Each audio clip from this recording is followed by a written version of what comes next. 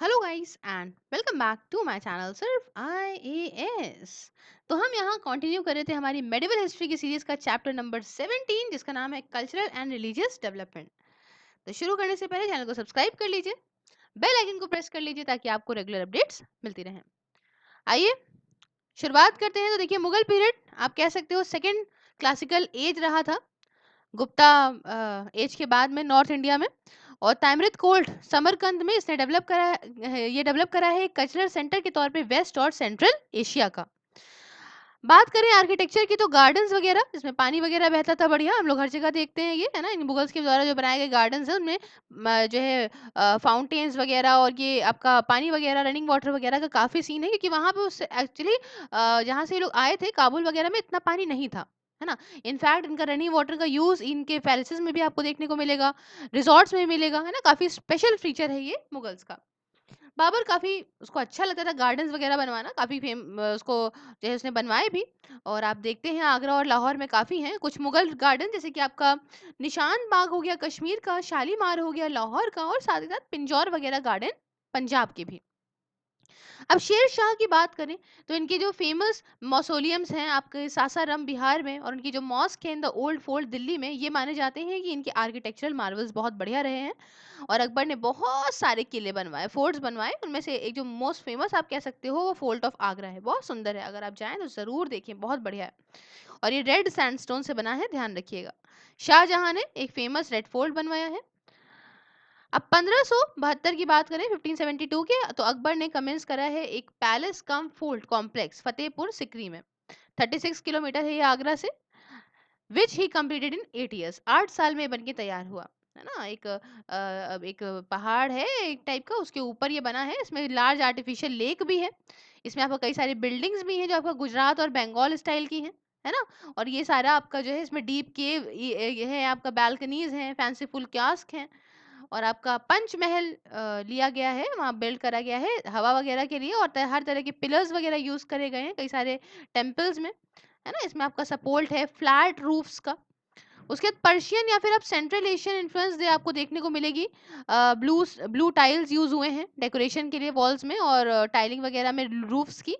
But जो most मैग्निफिशिंग building है mask की वो है गेटवे, है ना, जिसे हम लोग बुलंद दरवाजा बोलते हैं, लॉफ्टी गेट बोलते हैं, काफी फेमस है ये। अकबर की जीत को यहाँ पे कमेमोरेट करने के लिए करा था, जो गुजरात वो जीत कर आया था। जो गेट है ये स्टाइल में है what is called a half dome portal, है ना। What was done was to slice a dome into half, है ना। हाफ डोम पोर्टल मतलब एक डोम को हाफ में स्लाइस करा गया है। Slice portion provide the massive outward facade of the gate, while smaller doors could be made in the rear wall where the dome and the floor meet। छोटे छोटे जो है डोम्स बनाए गए हैं वहां पे जहाँ पे वॉल वगैरह है ना। आगे आपका जो है आगे का मिरर पे मतलब आगे की साइड पे, और जहाँ पे छोटे छोटे डोम्स वगैरह फ्लोर से मिलते हैं। ये जो है ये आपका ईरान स्टाइल से लिया गया है, काफी जो है फीचर था ये मुगल बिल्डिंग्स का, बाद में बन भी गया था। ये डोम देखते हैं आप काफी ज्यादा होते हैं।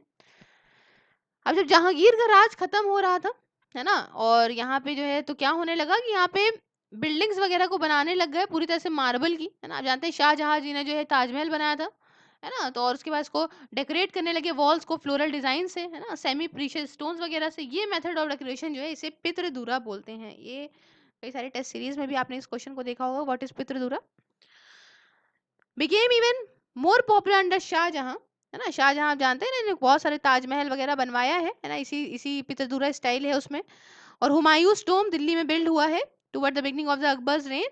एंड इसका भी काफी बढ़िया बहुत बड़ा डोम है मार्बल का, आप कह सकते हो ये प्रिकर्सर है ताज का भी। और डबल डोम एक दूसरा फीचर है इस बिल्डिंग का। ये डिवाइस एक बहुत बड़ा डोम है जिसे बिल्ड करा गया है with a smaller one side. Chief glory जो ताज की है काफी मैसिव डोम उसका, आप देखते हैं उसके भी बहुत बड़ा सा ऐसे डोम है ताजमहल में भी, है ना। इसमें 4 स्लेंडर मीनारे हैं, आप देखें मीनारेट्स नहीं बनी हुई है ना, बनाए हैं। और ये मेन बिल्डिंग को देखिए करती हैं। और हल्की सी पता है क्या है कि उस समय के आर्किटेक्चर के हिसाब से जैसे मतलब मीनारें होती थी ताजमहल की, देखिए वो हल्की सी इधर की तरफ मतलब इधर बाहर की तरफ टिल्ट है। सो दैट अगर उन्होंने उस समय इस हिसाब से बनवाया था कि भाई देखो अगर ताजमहल सपोज करो बीच में ये है, तो अगर अर्थक्वेक आता है तो ये मीनारे इधर की तरफ गिरे ना कि ताज के ऊपर। हाँ, तो ये सब उस समय के आर्किटेक्चर की बहुत ही खासियत डेकोरेट जो है वो are kept to a minimum, delicate marble screens, pietra dura inlay work वगैरह करा गया है ना, छत्रीस वगैरह पे इससे अफेक्ट आया है। मॉस्क बिल्डिंग, ये भी जो है अपने क्लाइमेक्स पे आ गई जब शाहजहां का रूल आया है ना, और जो दो इंपॉर्टेंट नोट वर्दी इनमें से थी वो मोती मस्जिद बनाई गई थी आगरा में, but like Taj entirely in the marble, and दूसरी एक जामा मस्जिद बनाई गई थी दिल्ली में जो कि रेड स्टोन से, रेड सैंडस्टोन से बनी थी। एक बहुत बड़ा गेट, टॉल था, स्लेंडर था, मीनारे वगैरह, सीरीज ऑफ डोम्स वगैरह, ये यहाँ पे जामा मस्जिद के फीचर हैं दिल्ली में। आप गए होंगे जामा मस्जिद, है ना, बहुत बढ़िया है। नहीं गए हैं तो देख कर आइए, उसकी जो उसका जो आर्किटेक्चर है जो बहुत बढ़िया है। ऑल्दो यहाँ बहुत सारी बिल्डिंग्स नहीं हुई, औरंगजेब के टाइम पे नहीं बनी है ना, क्योंकि इसका दिमाग इकोनॉमी की तरफ ज़्यादा था। मुगल आर्किटेक्चर ट्रेडिशन जो है, जो कॉम्बिनेशन ऑफ हिंदू और टर्को ईरानियन फॉर्म्स का था, डेकोरेटिव डिजाइन का था, वो बिना किसी ब्रेक के कंटिन्यू रहा है 18th और 19th सेंचुरीज में भी। हरमिंदर साहिब जानते हैं आप, हरमिंदर साहिब जिसे गोल्डन टेम्पल कहते हैं, सिखों का है, अमृतसर में है ना, ये रिबिल्ड करा गया है कई बार। आप जानते हैं राजा महाराजा रंजीत सिंह जो थे, उन्होंने भी यहाँ पे सोने की चादर जो चढ़ाई थी, जो गोल्डन टेम्पल तब कहा जाने लगा था, तो महाराजा रंजीत सिंह ने इसका डोनेशन दिया था, है ना। ये भी बहुत बढ़िया, इसमें आर्क है, डोम प्रिंसिपल है ना, कई सारे फीचर्स में मुगल ट्रेडिशंस के भी हैं, है ना, और एक मुस्लिम नहीं कहते हैं कि इसकी नींव रखी थी हरमिंदर साहिब की। पेंटिंग की बात करें तो मुगल्स ने काफी डिस्टिंक्टिव कंट्रीब्यूशन दिया है पेंटिंग में भी, इन्होंने इंट्रोड्यूस करे हैं नए नए थीम्स, कोल्ड के, बैटल सीन्स के, है ना, चेस के, नए नए कलर्स, फॉर्म्स वगैरह। लिविंग ट्रेडिशन पेंटिंग का भी इन्हीं से आया है। जो कोल्ट है शाहजहां, शाहजहां मैंने सॉरी कह दिया, जो कोल्ट है शाह ऑफ ईरान का, हुमायूं का जो है, एक taken into his service to masters painters, जिसके साथ जो मतलब इंडिया में आए, और इनकी लीडरशिप के अंदर अकबर के टाइम पे एक पेंटिंग वर्कशॉप को सेटअप करा गया था as one of the imperial establishment, जिसे कहते हैं खारखानास के तौर पे। कई सारे नंबर ऑफ पेंटर्स वगैरह, कई सारे उनमें से लोअर कास्ट के भी थे, इनको भी यहाँ पे different parts of the country से लाए थे, और बिगनिंग से लेके दोनों ही हिंदू हो चाहे मुस्लिम हो साथ में काम करते थे। दशवंत बासावन वगैरह दो फेमस पेंटर्स थे अकबर की कोर्ट के। इलस्ट्रेट करने के अलावा पर्शियन बुक्स को पेंटर्स वगैरह जल्दी इनको असाइन करा गया कि भाई देखो इलस्ट्रेट करो पर्शियन टेक्स्ट को भी, महाभारत के, है ना, और जो हिस्टोरिकल वर्क अकबर नामा वगैरह दूसरों को भी, है ना, और दूसरे कुछ कामों को भी, सब में पर्शियन में कन्वर्ट करके देखो। उसके बाद मुगल पेंटिंग यहाँ पे क्लाइमेक्स में आ गई जहांगीर के अंडर, है ना, जहांगीर के अंडर आई है मुगल पेंटिंग क्लाइमेक्स पे, काफी डिस्क्रिमिनेटिंग इसकी नजरें थी, है ना, ये it was fashion of Mughal school of for faces bodies and feet of people, है ना, in a single picture to be painted by different article. Jahangir claim करता था कि ये डिस्टिंग्विश कर सकता है वर्क हर एक आर्टिस्ट का अपनी पिक्चर में, है ना, देख रहे हैं आप। अच्छा, apart from painting, hunting, battle scene, cold scene, Jahangir के अंदर क्या था, स्पेशल प्रोग्रेस करी गई पोर्ट्रेट पेंटिंग पे भी, है ना, पेंटिंग ऑफ एनिमल्स पे भी। मंसूर जो था वो एक बहुत बढ़िया नाम है इस फील्ड में, और पोर्ट्रेट पेंटिंग की काफी फैशनेबल बन गई। अकबर के अंदर यूरोपियन पेंटिंग वगैरह को इंट्रोड्यूस करा गया था पोर्टुगीज के प्रीस्ट के कोर्ट में, और सॉरी पोर्टुगीज प्रीस्ट ने किया था अकबर के कोर्ट में। वाइल्ड ट्रेडिशन जो है वो शाहजहां के अंदर भी कंटिन्यू रहा, लेकिन औरंगजेब का इंटरेस्ट तो था नहीं, आप जानते हैं आखिरी रूलर, मेन जो पावरफुल आखिरी रूलर, है ना, पेंटिंग में। इसकी वजह से आर्टिस्ट क्या हुए, आर्टिस्ट को नौकरी नहीं मिलती थी, तो different different part of the country में भागने लगे। मुगल ट्रेडिशन पेंटिंग का हालांकि ये रिवाइव हुआ 18th सेंचुरी में, जो सक्सेसर थे औरंगजेब के, उनके द्वारा।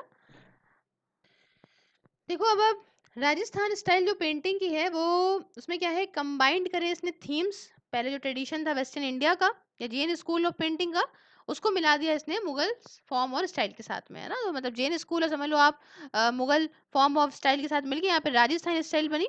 10, in addition to hunting and court scene, इसमें पेंटिंग्स वगैरह कुछ माइथोलॉजिकल थीम्स के भी थे, जैसे कि आपका डालियंस ऑफ कृष्णा राधा, है ना, इनके मोहब्बत के, आपका जो है 12 मासा मतलब सीजन जिसको कहते हैं, है ना, 12 मास इनके, और आपका रैगर मतलब मेलोडीज वगैरह, पहाड़ी स्कूल, फिर ये सारे ट्रेडिशंस को उसने कंटिन्यू भी करा। और अब हम लैंग्वेज की बात करें, लिटरेचर की बात करें और म्यूजिक की बात करें, तो Akbar knowledge of Persian had become so widespread in the North India that he dispensed with tradition of keeping revenue records in the local language, Hindavi में रखने लगा। पर्शियन प्रोज एंड पोएट्री वगैरह क्लाइमेक्स में आ गई अकबर के राज में। अबुल फजल तो बहुत बड़े स्कॉलर थे, आप जानते हैं, है ना, हिस्टोरियन थे बहुत बड़े इनकी एज के, इन्होंने लिखा बहुत सारे प्रोज वगैरह लिखे कई सारी जनरेशन के। और उसके बाद this leading poet of age was his brother Faizi, है ना, इनके भाई जो हैं वो फैजी थे, है ना, who also helped Akbar in translation department. इन्होंने काफी जो है वो ट्रांसलेशन डिपार्टमेंट में हेल्प करी अकबर की। The translation of Mahabharat was carried out his supervision. Urfi and Naziri were the two other leading Persian poets उस वक्त के थे। कुछ काम जो है वो प्रोड्यूस करे गए हैं ब्राह्मण्स के द्वारा, उसमें भी एम्प्लॉय करा गया है ट्रांसलेशन डिपार्टमेंट को मुगल एम्परर में। फिर राधा कृष्णा की जो रासलीला थी वो, मिल्कमेड्स, प्रैंक्स जो थे छोटे बच्चे जो कृष्णा जी थे जब बाल कृष्ण थे उनकी स्टोरीज, भगवत पुराण फिगर वगैरह की, है ना, ये काफी ज्यादा पोइट्री इसमें हुई है, बंगाली में, उड़िया में, हिंदी में, राजस्थानी में, गुजराती में इस वक्त ऐसा हुआ है। और अलाओल ने कंपोज करी है बंगाली में और ट्रांसलेटेड फ्रॉम पर्शियन, है ना, ये पर्शियन से बंगाली में जो है वो सॉरी अलाओ Alaol composed in Bengali and also translated from Persian. In Hindi Padmavat जो स्टोरी है जो सूफी सेंट मलिक मोहम्मद जैसी ने लिखी थी, इसने यहाँ पे अटैक करा है अलाउद्दीन खिलजी को, चित्तौड़ पे अलाउद्दीन खिलजी ने चित्तौड़ पे अटैक करा। और जानते हैं आप वहाँ पे कैसा हुआ है ना, राजपूत किंग्स का वगैरह क्या, जो अभी आज पद्मावत मूवी भी आई थी इसके ऊपर, है ना, तो ये भी इस समय का काम है। फिर medieval Hindi in the bridge form, that is dialect spoken in the neighbourhood Agra, ये भी पैटर्नाइज है मुगल एम्परर से और हिंदू रूलर्स से, है ना। From the time of Akbar Hindi poets ने यहाँ पे अटैच करना शुरू कर दिया मुगल कोर्ट्स के साथ में। एक लीडिंग मुगल नोबल जिनका नाम था अब्दुर रहीम खान ए खन्नान, है ना, इन्होंने कई सारे भक्ति पोएट्री को मिलाया है पर्शियन आइडियाज से, लाइफ की, ह्यूमन रिलेशन की। इस वजह जो पर्शियन और हिंदी लिटरेसी है, ट्रेडिशन है, ये यहाँ पे इन्फ्लुएंस करने लगे एक दूसरे पे। पर जो मोस्ट इन्फ्लुएंशियल हिंदी पोएट थे वो थे तुलसीदास, है ना, जो कि वेटरेटेड राम को अपना ईश्वर मानते थे, है ना, हीरो मानते थे। एंड इन्होंने डायलेक्ट भी यूज करा है Hindi spoken in the eastern part of the Uttar Pradesh. South India की बात बताऊं तो मलयालम ने अपनी लिटरेसी करियर स्टार्ट करा एक सेपरेट लैंग्वेज के तौर पे अपना खुद का तरीके से, और मराठी जो है यहाँ पे अपने पहुंची पहुंची at the hands of Eknath and Tukaram के टाइम पे। म्यूजिक की बात करूं तो अकबर ने पैटर्नाइज करा तानसेन ऑफ ग्वालियर को, है ना, जिनको माना जाता है कि इन्होंने कई सारी मेलोडीज लेकर आए, रागों का जो है इन्होंने राग बनाए, मतलब रागों को ये लेकर आए अकबरी कोर्ट में। जहांगीर और Shahjahan as well as Mughal nobles वगैरह इसको एग्जाम्पल को इन्होंने फॉलो भी करा। यहाँ पे कई सारी स्टोरीज भी हैं बरेल ऑफ म्यूजिक को लेके बाय द ऑर्थोडॉक्स औरंगजेब। और रिसेंट रिसर्च शो करती है कि जो औरंगजेब है उन्होंने बैनिश कर दिया था सिंगिंग को अपनी कोर्ट से, है ना, हटा दिया था अपनी कोर्ट से सिंगिंग को, है ना, but not playing of musical instrument, है ना, म्यूजिकल इंस्ट्रूमेंट करिए लेकिन सिंगिंग को हटा दिया था औरंगजेब में। इनफैक्ट औरंगजेब खुद भी जो है वो अकम्प्लिश करता था, वीणा वीणा भैया बजाता था ये, है ना। हर फॉर्म में म्यूजिक जो है वो पैटर्नाइज करी गई है औरंगजेब की क्वींस के द्वारा हरम में, and by the princes and nobles के द्वारा भी। That is why largest number of books जो कि क्लासिकल इंडियन म्यूजिक पे हैं पर्शियन में, वो लिखी गई हैं औरंगजेब के टाइम पे। कुछ इंपॉर्टेंट डेवलपमेंट जो हुए हैं म्यूजिक की फील्ड में वो आपके बाद में हुए हैं 18th सेंचुरी में, जब आपका मोहम्मद शाह का टाइम चल रहा था 1700 1948 तक के लिए। काफी ग्रेट पैटर्न ये म्यूजिक और म्यूजिशियन के थे।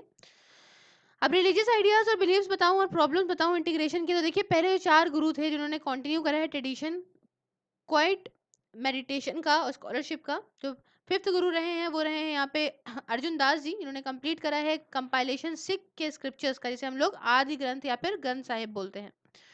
तो एम्फेसाइज डालने के लिए गुरु, to emphasise that a Guru combined both spiritual and worldly leadership in in his person, गुरु अर्जुन ने यहाँ पे क्या करा कि वो एक एरिस्टोक्रेटिक स्टाइल से यहाँ पे रहे। इन्होंने यहाँ पे इरेक्ट करा लॉफ्टी बिल्डिंग्स को अमृतसर में, और कई सारे मतलब अपने बहुत ही फाइन क्लॉथ्स पहने, है ना, हॉर्सेस रखे प्रिक्योर्ड करे फ्रॉम द सेंट्रल एशिया से लेते थे, और मेंटेन करे रिटेनर्स वगैरह अटेंडेंस में, है ना। इन्होंने स्टार्ट करा सिस्टम ऑफरिंग्स को कलेक्ट करने का सिक्स से at the rate of 1/10 of their income to promote the movement.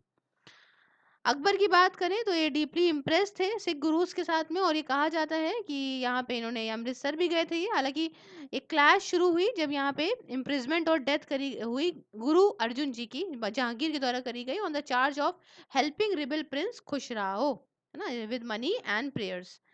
इनके सक्सेसर गुरु हरगोविंद सिंह जी जो है हरगोविंद सिंह जी थे, वो भी जेल में डाल दिए गए कुछ वक्त के लिए, बट जल्द ही क्या हुआ, इन्होंने इन्हें फ्री कर दिया गया। डेवलप करे इन्होंने अच्छे रिलेशन जहांगीर के साथ में, और साथ ही साथ इन्होंने एक अपनी जो है वो कंपनी करा इनको जब ये कश्मीर गए थे अपनी डेथ से पहले।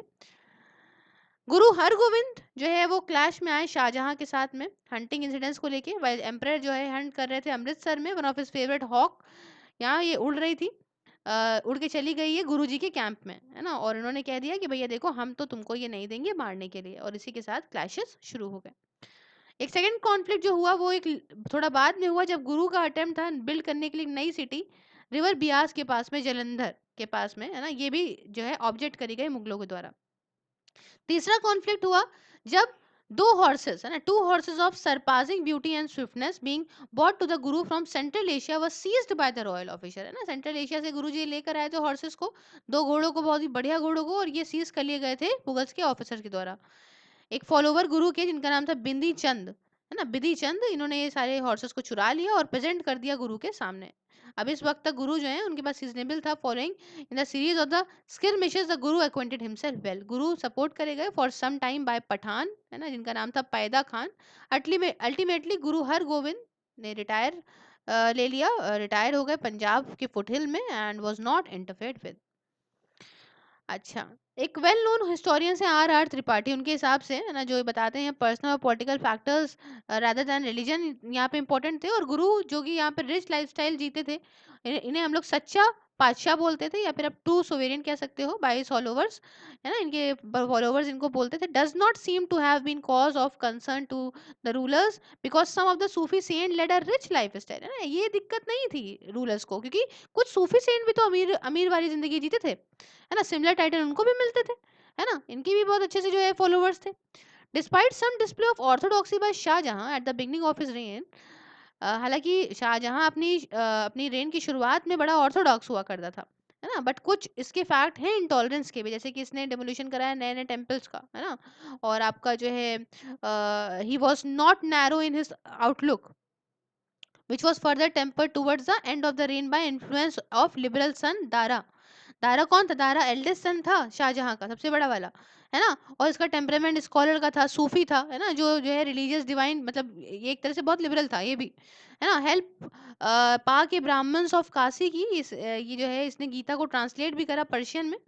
बट जो मोस्ट सिग्निफिकेशन वर्क है ना, वो है anthology of Vedas, in the introduction of which Dara ने डिक्लेयर कर दिया था वेदों को heavenly books in the point of time, and ये conformity with the holy Quran. Thus, he underlined the belief that there were no fundamental differences between the Hindus and the Islam.